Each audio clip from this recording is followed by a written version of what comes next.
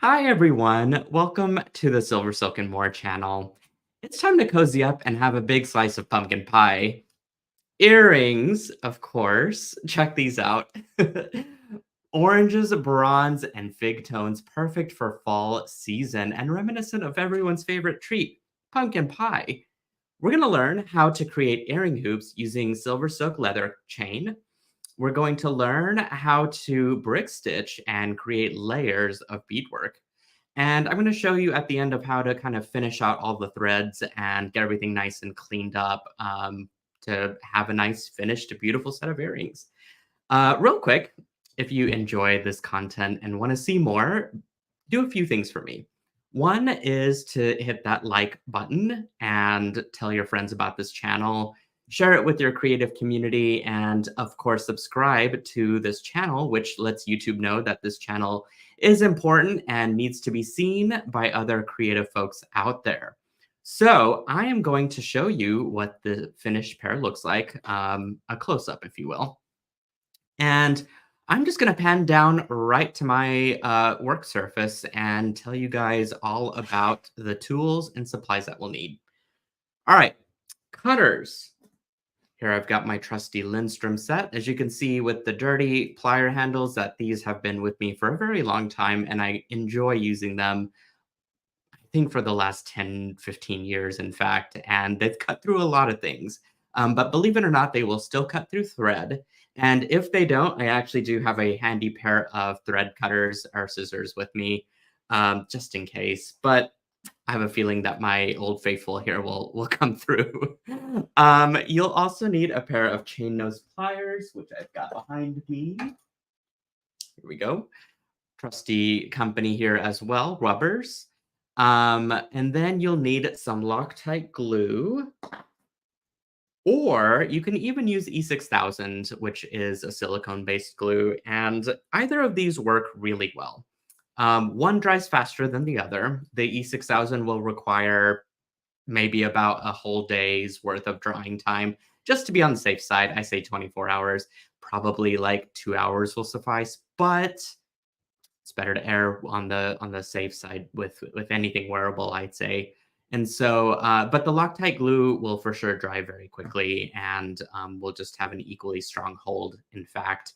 So either of those work really well, and you will need some beading needles, which I've got right here. These are Tulip brand. They're size 11, and they are the most incredible needles I have ever used for bead weaving. Yes, the hole is small, and yes, the hole and the tip there is gold tipped, which is really cool. But I will say that because of how sturdy these needles are, they've never broken as much as I've used them, and I just think that they're they're amazing. They're just good quality needles. So have a set of those out, and for another option, you can even use the Beadalon large eye needles. Those work well. They're a little bit more flexible, I could say, for this sort of bead weaving, but you can definitely try and just kind of work into it. Yeah, bead weaving is a very special type of beading that requires a great amount of patience and some practice. And so the idea here is just for you guys to get comfortable with it. All right, let's talk about supplies. We will need some leather knitted chain from Silver. So that's this stuff right here. This is one of the 6 lines that I have of Silver Silk, 6 or 7. The leather chain, and it is essentially a 2.4 millimeter leather cord that has this intricate metallic knit that's been stitched right on top of it. It takes 6 needles that rotate in a circular manner and stitch this onto the cord itself. It is incredible. It's still flexible. It adds, again, just an immense amount of detail to the chain, and it makes it very high-end and fun to use. And what's great is that we're actually going to be knitting. We're actually going to be stitching through the knit and adding on to that textile.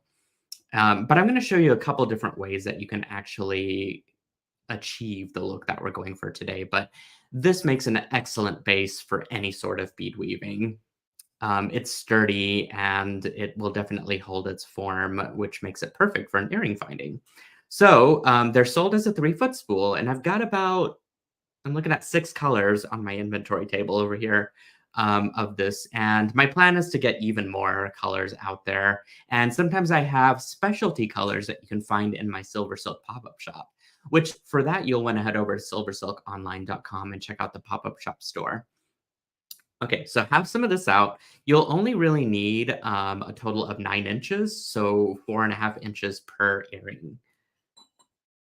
Okay, we will also need the cord caps. So let me grab those. That's these guys right here. These are the Silver Silk cord caps, and they have a 6 millimeter inner diameter.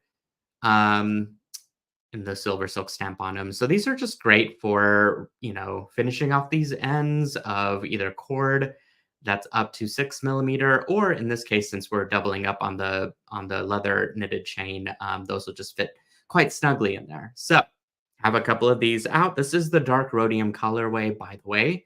Again, just going for that very fall look with the dark metal colors paired with the oranges. Kind of gives like that whole black and orange vibe, but a more pared down, sophisticated way, if you know what I mean. All right. What else do we have? We have some earrings. Sorry, so earring wires and jump rings. So that's these guys right here.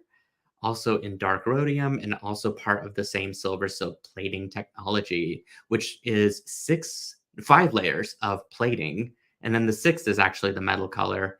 But this is, going to ensure tarnish resistance, as well as just a high quality metal finish. And it's going to last you through the end of time, if you will. Next up, we've got our seed bead selection. So we'll need some size 8 seed beads. I've got this beautiful sort of light green color. It's kind of olive actually in real life. I think the light just kind of brightens it up. But size 8 seed beads are great for the eyes because the older you get, and for me especially, like my vision just is just not as great as it used to be. I used to seed bead weave with size 15 beads, which are like half the size of these, and could just see every hole of the beads in the pile, and now I can't.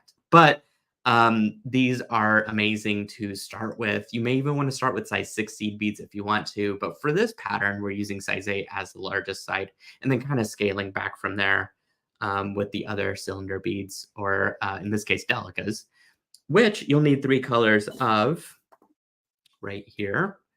I've got this beautiful bronze. I've got a silver lined orange, AB orange color. You can kind of see there. And then like a metallic matte orange. I love this one. It's sort of a burnt orange color, and nothing screams more fall than burnt orange for me. Absolutely beautiful. Really, I could just stare at the seed beads all day, but that wouldn't be constructive, would it? Lastly, you'll need some beading thread. Now, you can go with Fireline or Wildfire, which is the more sort of wiry beading threads that are out there. They have like smaller threads that are woven together. Or you could find other matching colors and or beading threads out here. This one's 1G. I've actually not used this before, but I feel like I'm going to enjoy it. It's very soft. It doesn't really fray as easily as I thought it would. And I'm enjoying this sort of mustard orange color, which actually blends in really well with the leather knitted chain that I'm using, which is the metallic copper color, which I've titled Sunset. Sounds quite romantic, doesn't it? But like, look at this combo. Is that like, does that not just disappear in it? It does to me. It just blends in, which is good because we want all of that stuff to be hidden to some capacity. So yeah, this one's by Toho, 1G. Have a bunch of that out. And let's get into our instructions. We've got quite a few steps to go through, so bear with me as I sort of walk you guys through this. Of course, you can pause this video and follow along on replay as you wish. But you know what? I didn't even measure the size of this yet. But that's what we're going to do now. 4.5 is going to look like, and I'm going to use my sample here to cut that length about right there. And honestly, you can go a little shorter with this.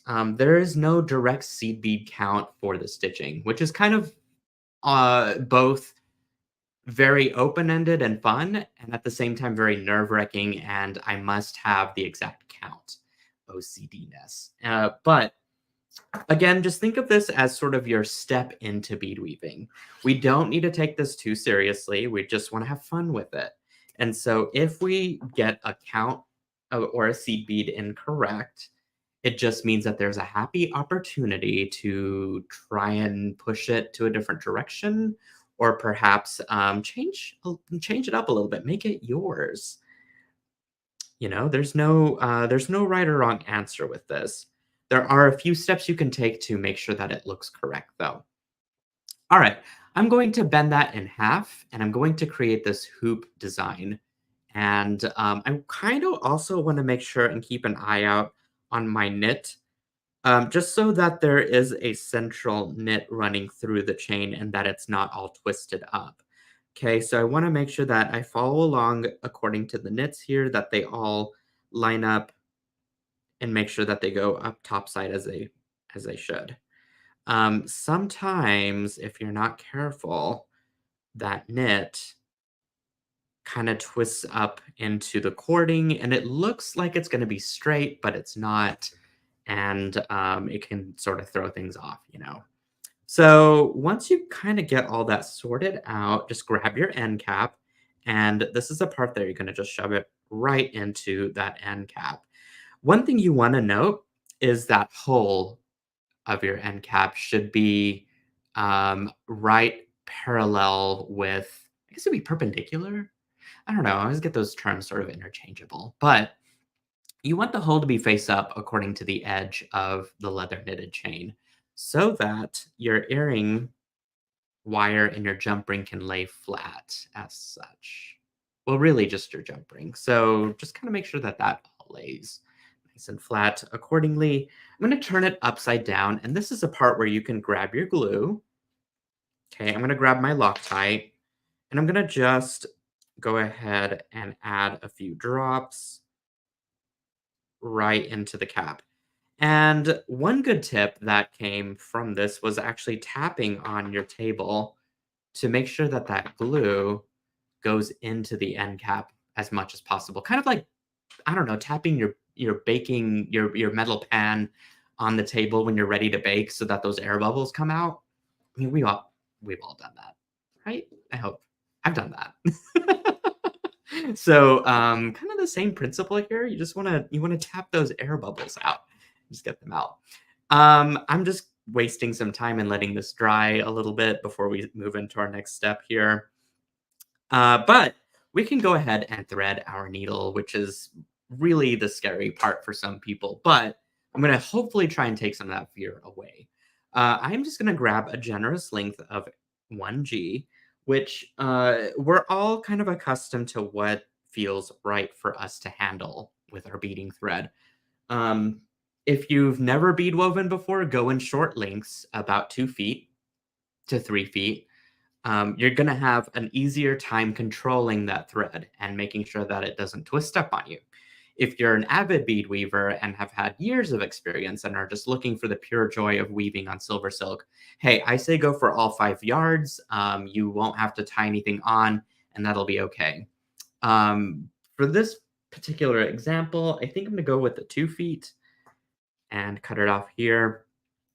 The other way that you can maintain thread is if you do cut a short length is just to go ahead and tie on whenever you're ready to swap threads and resume stitching. That's what I tend to do. And then I just kind of hide the thread into my bead weaving. Should we come to that step, I will show you guys how. But I will say that about 3 to 5 feet. I don't know if I said yards earlier, but I meant feet. Should suffice enough for the bead weaving for this. God, could you imagine handling like 3 yards of bead thread? Like that seems like And I don't know. It seems like a lot. Okay.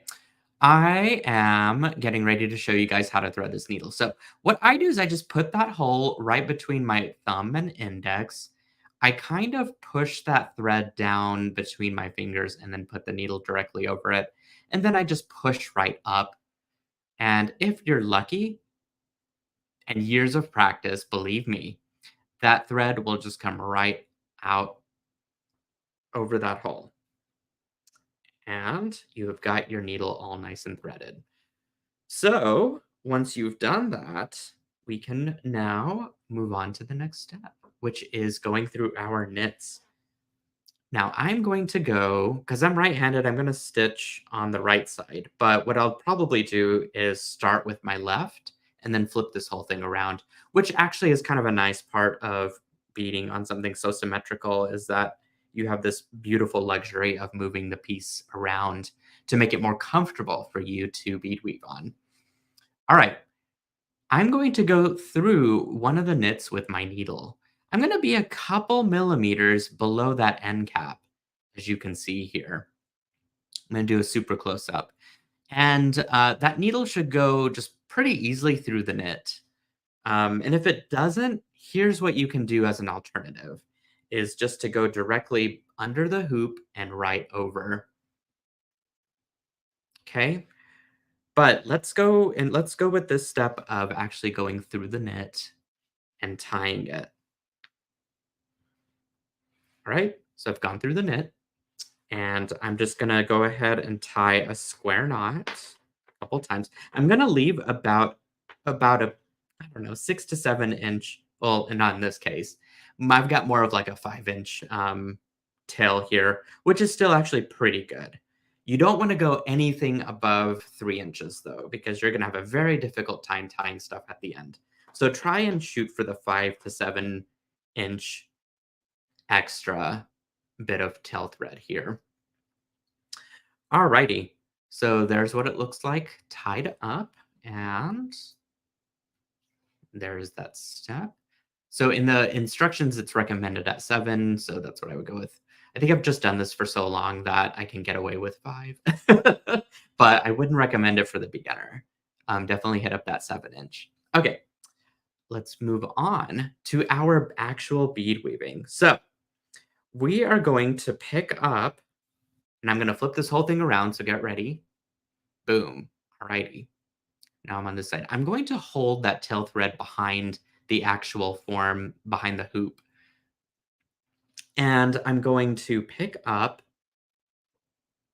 2 of the green seed beads in size 8 and just kind of move them all the way down to where the knot is. And I'm going to pick up a knit that is close to where that knot is.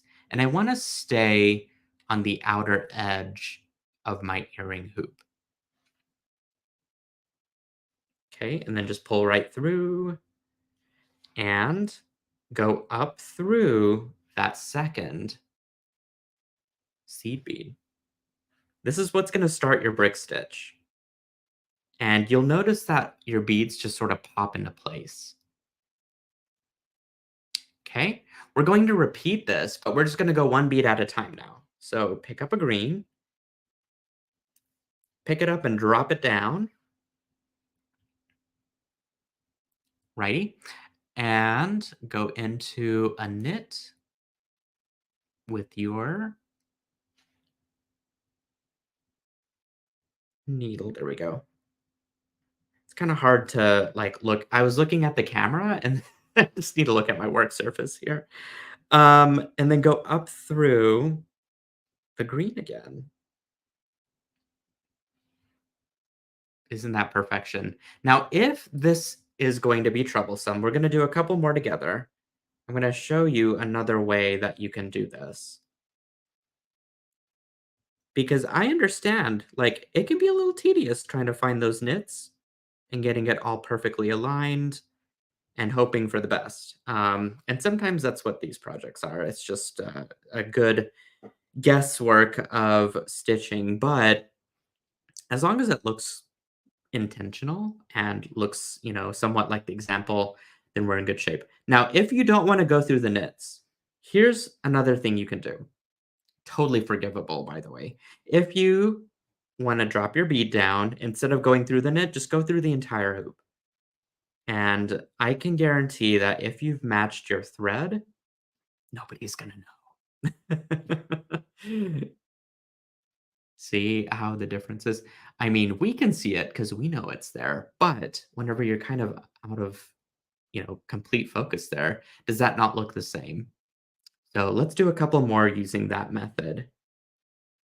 The idea here, again, it's to get comfortable with bead weaving. It's to learn these techniques both ways, whether it is, whoops, the more advanced version with trying to sew through the knits versus just making it a little bit easier and, you know, finding a shortcut that works for you.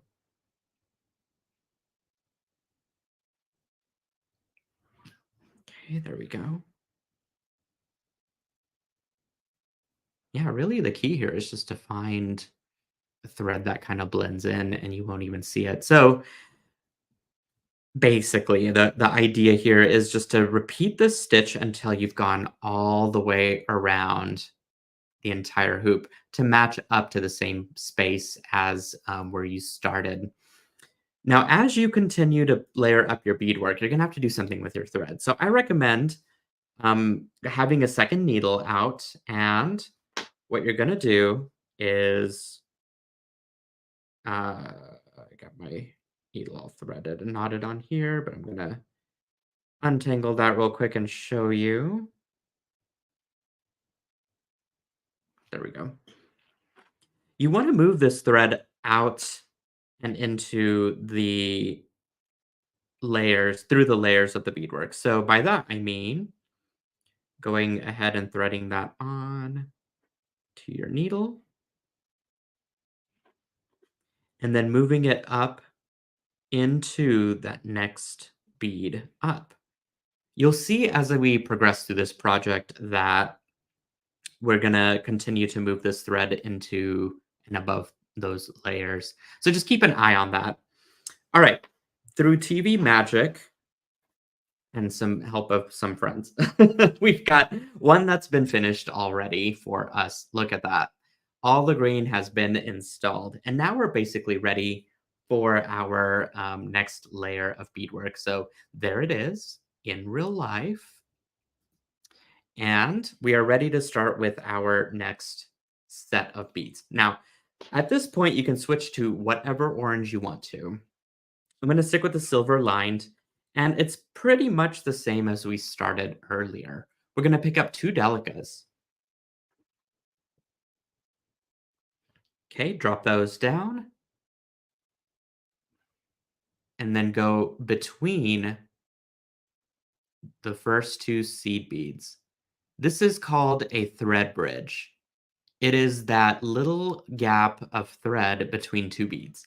And so you just pull that all the way through and then go up through that second delica that you strung. And just like that, you are ready to continue stitching between each thread bridge. Okay, we'll do a few of these together. And I like delicas. They are a cylinder bead that are traditionally used for flat type of stitching. This means the peyote stitch, the brick stitch. I've seen it on herringbone. Just anything that requires like ultimate symmetry and something that has a specific pattern to it. These tend to lay really flat up against each other and don't have any funny gap issues. One thing I do want to note, because I'm seeing a thing of overcrowd or undercrowding here, when you start to stitch this, you'll notice that it'll be a little like of a distance, I guess, to get from one bead to the other. So if you need to make this lay right up against each other, don't be afraid to brick stitch two delicas in the same bead bridge or the thread bridge there. So you could see that this one's on this thread bridge here. I'm going to go back through it twice with a Delica bead. And the reason for that is it's going to lay very specifically and very close to each other. Okay. This one, I'm not wanting any gaps. So take as many seed beads and as much thread bridge as you need to make sure that those stack up against each other pretty efficiently. And you essentially just kind of continue all the way down through your beadwork. Let me see if I can do this again here. I think it's like every two thread bridges, I need an additional Delica to be able to compensate for the size change.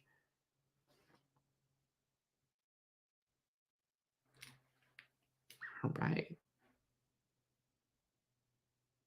Just like that. So you'll get to the point to where you will go all the way around and meet your thread back with this extra tail thread here. So that's what this is going to look like right over here with this sample. And as you can see, I went ahead and pulled my thread out on top of that layered, on top of the color layer there. Sorry, I was trying to teach and explain and look and make you guys like look at an example at the same time.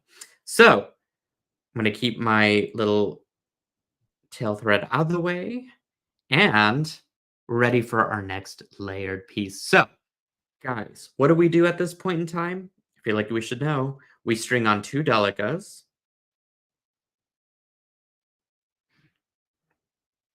Okay, go in between that thread bridge of that first set of seed beads or Delica beads, pull all the way through, and go up through the second Delica.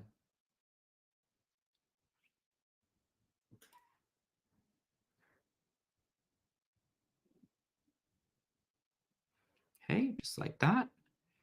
And now we continue stitching our bronze color Delica beads the same way. This one you won't have to compensate for any additional Delicas or size. And the reason for that is that I am matching one for one in the size of my Delica beads. I've not switched in size, which means that these are going to lay a lot more. I don't know. They're gonna lay exactly to the size that I'm using. I guess is what I'm trying to say. Now I'm gonna keep stitching until I get to a certain point because in the example we are going to swap beads and we're going to switch from Delicas to our fire polish. Okay. And that's kind of a big leap. So we'll work on that together. So let me stitch down and kind of give myself a visual cue here to like switch beads. And you can start your fire polish at any point in time. Really, that's up to you. I know for sure I kind of want to eyeball it and start about right here, maybe. So yeah, I'll just keep stitching until I get there, and I'm gonna keep it marked with my thumb. And it can be just a ballpark, but this is one of those things that like we don't need to measure over measure, which I know that's gonna bother some people here watching this that need an exact count. But today we're just messing around, we're just having fun and eating pumpkin pie, but with like an earring tutorial. None of that made sense, but I'm just gonna go with it. Okay. We'll keep stitching, keep this out of the way.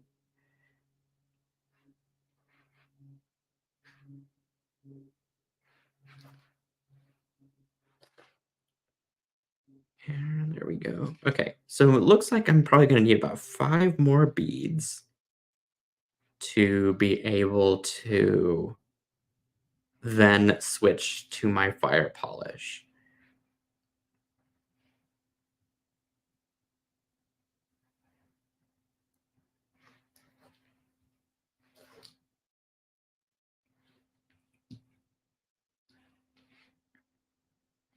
Brick stitch is fun. I think it's one of the easier stitches to learn how to do, especially if you're working in a flat format, kind of like this, but maybe even just like a simpler bracelet. I encourage finding some patterns online with brick stitch and practicing that way, and then stepping into the world of silver silk. It truly is a lot of fun and very satisfying. And if you are OCD, because I know I for sure am, it's great to just have things kind of pop into place. I don't know. There's just something so satisfying about the beads laying right up against and next to each other. All right. So let me see if I'm kind of eyeballing in the same path. I might have gone a little extra, but that's okay. Because every earring's going to be a little different, right? All right. I've hit that like 1/3 mark, and I'm ready to swap beads here and get the layered look of that fire polish. So I'm going to string on a fire polish bead, and I'm going to go into my Delica. You're going to notice that, and actually, while we're here, I've skipped a few steps. So, no, wait, we're still on track. All right, we've started row 3. We've stitched on some 11 size 11 Delicas, and now we're ready to swap beads. So you're going to notice a large thread bridge there. And that is perfectly okay. That is actually what we're looking for. We want, on purpose, a large thread bridge. And you continue to just stitch the beads as such. The thing is, these fire polish beads, because they're 4 millimeter in size, they are going to require a little extra space. So it's important to what I think you to just eyeball and let the bead decide where it wants to be stitched. So here, it looks like it wants me to go through this thread bridge.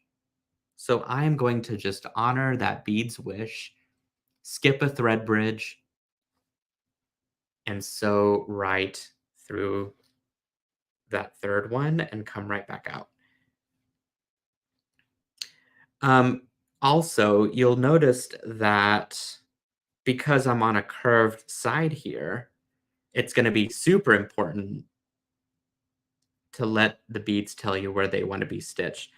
Because in some cases, whenever this curvature gets real tight, it's going to want 2 beads per thread bridge to be able to compensate for that turn. But for now, it looks like it wants me to go through this one.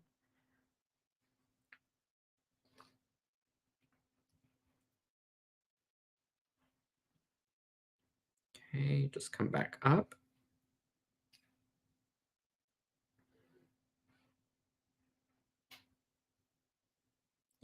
I wasn't sure about this 1G thread, but I'm actually kind of enjoying it. I love the flexibility. I don't have to wax it, which is nice. Looks like it wants me to go in here. And it's just it blends in with my beadwork. So if I do make a mistake, it's nice to not have to see the thread to be able to then like cover it up. Okay. I'm just stringing this along and like it is very enjoyable, mind you. These fire polish beads are absolutely stunning though. They've got that beautiful hit of orange and green in the most brilliant way.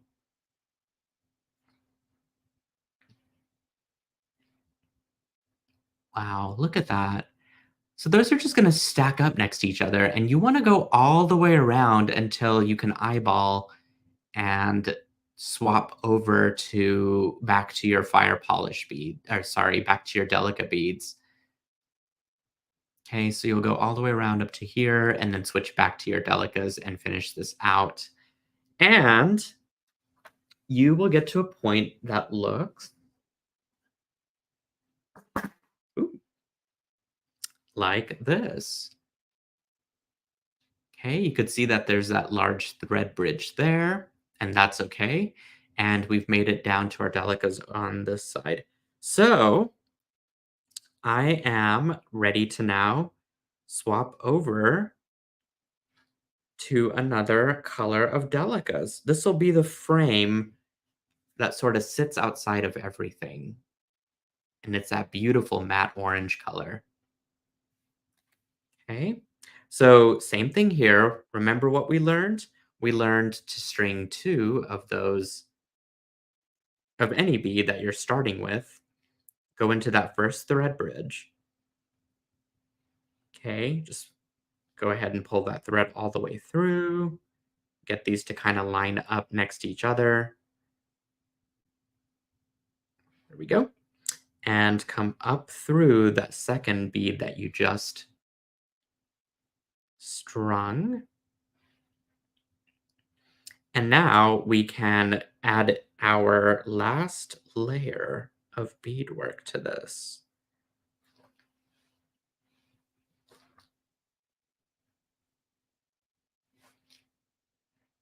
This is the part where we can meditate together because it might take me a hot second to get all this stuff stitched.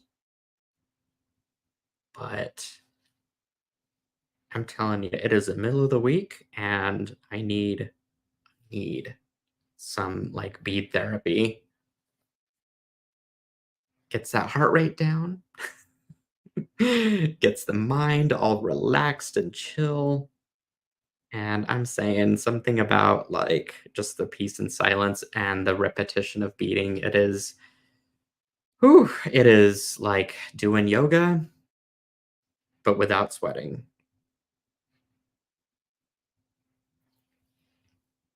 Okay, we're gonna work up to that thread bridge because there we're gonna have to add in some extra beads. So let me at least swap over my graphics here. This is a part that we went ahead and completed earlier, which was doing the brick stitch with the fire polish. And now we're sort of at that last step of, or the last layer of beadwork with the stitched delicas here.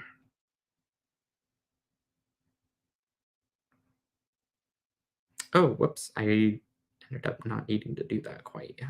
Let me back out of this real quick. Lost my meditation, you guys. There we go. Okay.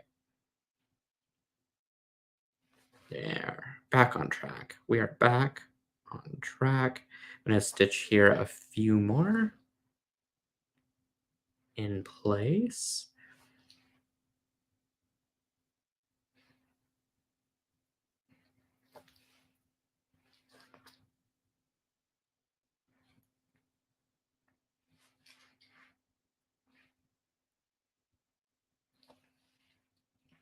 Okay, we are approaching our thread bridge and we will need to cross it efficiently here.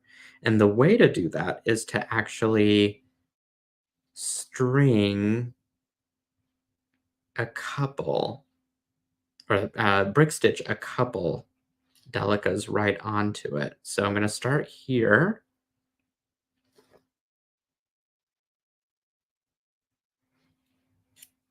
Okay, that's one. And I'm going to do one more on the same thread bridge.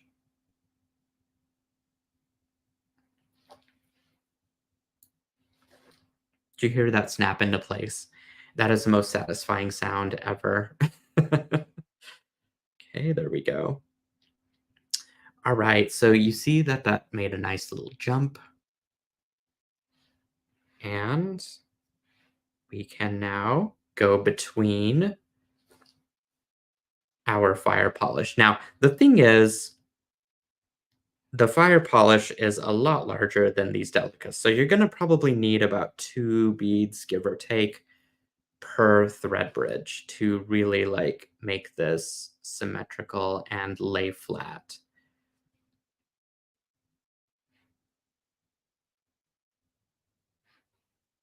But that's okay. That's what stitching is all about, right? It's trying to get it to where it looks perfect and takes a few extra beads to do that.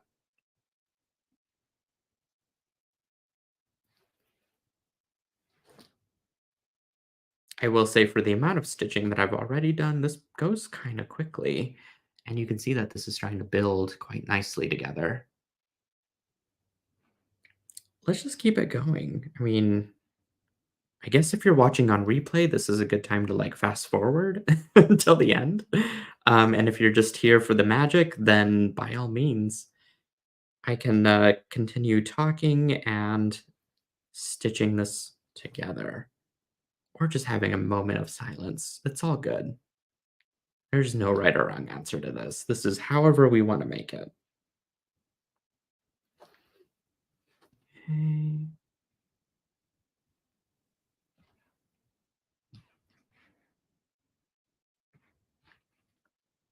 and here.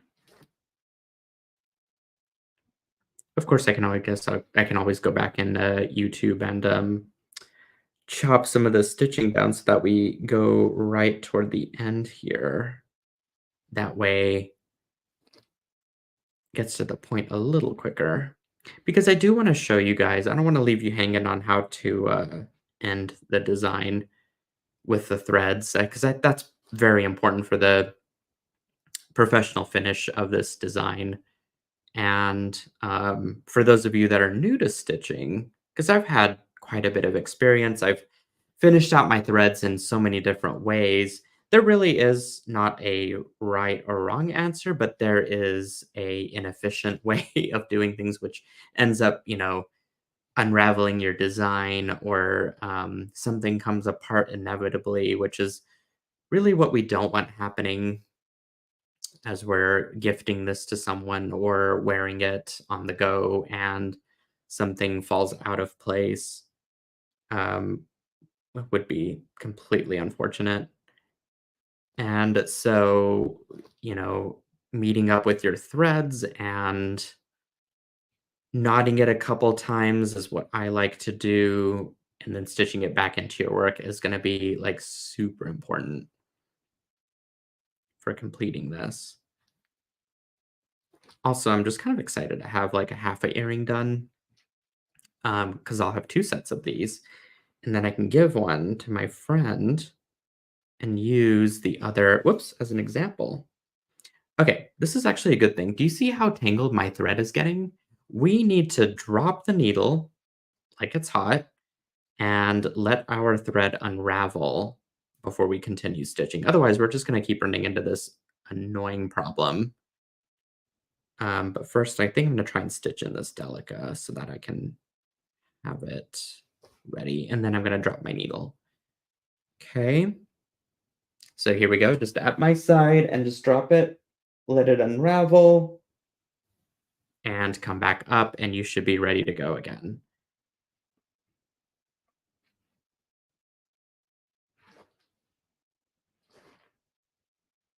Very annoying when that happens. So it's definitely important to continue to make sure that your thread isn't tangled up. This happens with Fireline and or with Wildfire too. Really, with anything string-like, there just comes a point where you've worked it enough to where it starts tangling up and twisting, and the only thing you can do is just let go of the thread, not of like hopes or anything, because you will have a finished piece. It's just a matter of having a little bit of patience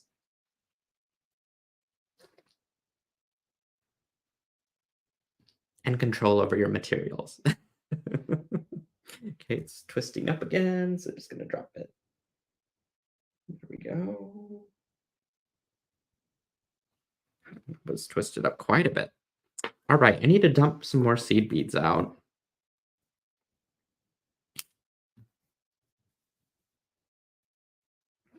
There we go. And continue stitching on this beautiful frame. Now, you could see how well that um, SilverSilk leather chain is holding up. It is an absolute joy of a chain to stitch with because of how structured it is, which really is attributed by the leather cord itself. Which you can imagine that the bigger the cord, because it's a 2.4 millimeter cord, the more structure and sturdy it's going to be. The smaller leather cords tend to be very flexible, but also can be a little flimsy. And I'm unfortunately not able to knit on those because of the small size, but um, this 2.5 millimeter cord is absolutely perfect. Makes a great chain for a necklace. By the way, if you're wanting to just throw on a pendant, which, hey, I'm stitching only one of these right now. Maybe this isn't an earring. Maybe it's a pendant. And I throw it on some, more leather chain. In fact, that's probably what I'm going to do here. I mean, how cool would that look? Just put a little jump ring or two on it, and hey, I'm on the go. And then I've got a bracelet, sorry, a earring and necklace set. In fact, I think that's exactly what I'm going to do. You guys just gave me an idea. So we're talking here. Um, and I don't remember what I was saying earlier. Oh, like, so the leather chain, it makes a great sturdy form. Um, so I recommend using it for that if that is another design option for you. Okay, I'm gonna let this go one more time. Brilliant. And we will continue stitching all of this. I am determined to have a finished piece by the end of this video.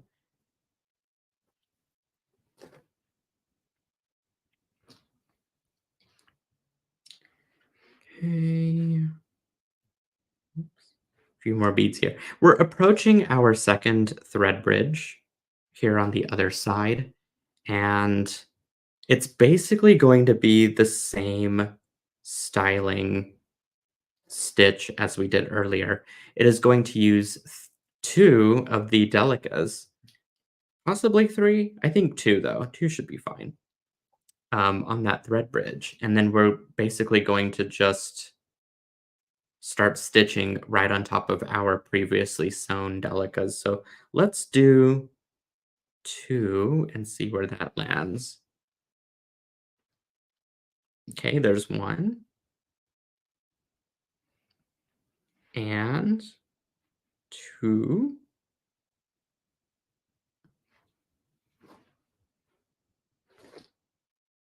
Okay, go right up through the Delica. And I think that'll be okay because what we're going to do is string on another Delica and go in between this bronze thread bridge here.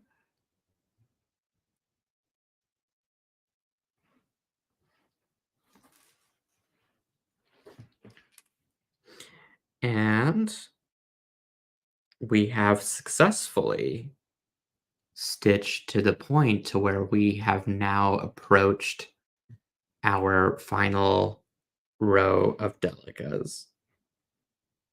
Yay! Okay, so we'll just continue stitching and building our final row here.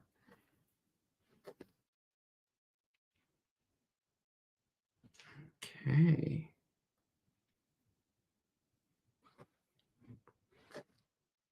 Again, just like I love how this just is lining up so perfectly.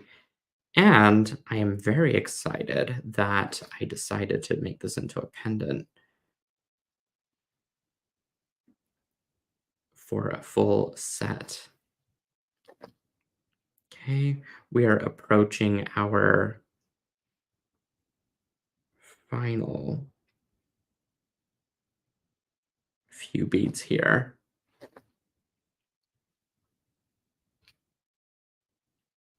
Ooh, I think I skipped a thread bridge by accident, so I'm gonna have to go back.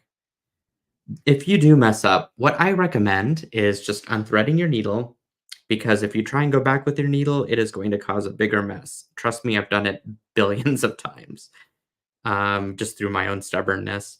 And just to undo it, keep the bead on because we're going to need that anyway, and just go back in and re-thread your needle.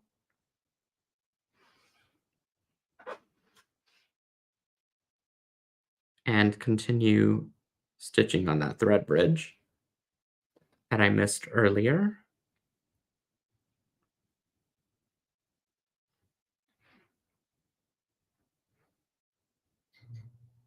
Okay, there we go. Almost to the end here.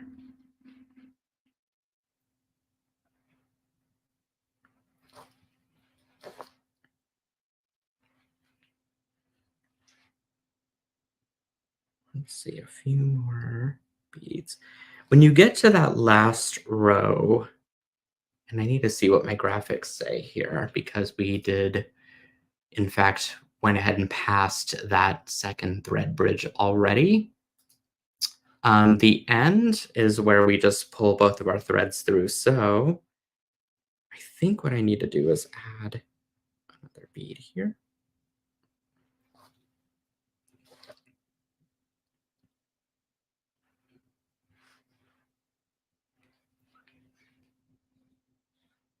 Okay.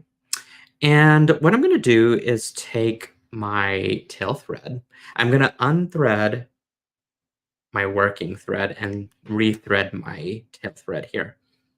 And the reason for that is that I want to bring it up to the same bead as my last stitch here. So I'm just going to go up through those two beads. You can see that that thread is coming out right above that silver lined orange. And I'm just going to pull it up and out. And at this point, you can create your knot, which is what I'm going to do, and then restitch everything back through as much as you can. So there's one. I do like to make a surgeon's knot, which is just an overhand knot, once, and then going one more time through that loop so that you have it basically knotted twice. And after you've done that to secure it, okay, pull that together. I'm going to go through the beadwork with just my tail thread and start to weave it back and forth.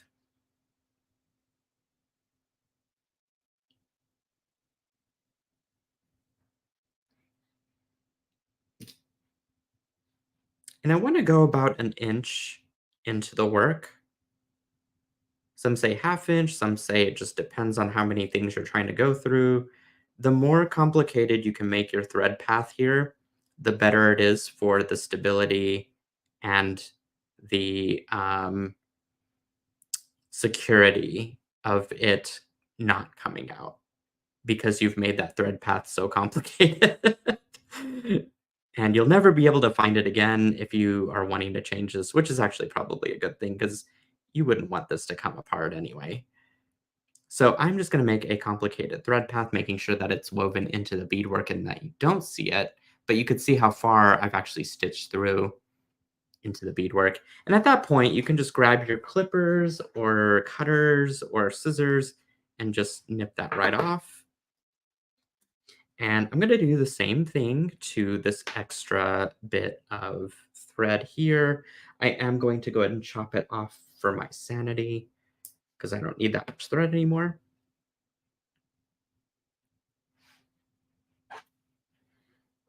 Okay, and then just go into the beadwork. Try and go into a different direction than where you sewed and passed your bead thread through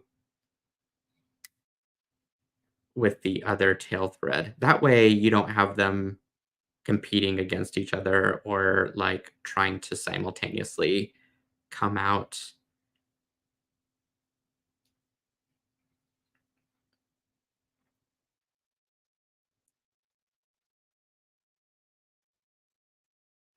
Okay, there we go. Maybe I'll do one more row just for my own sanity here.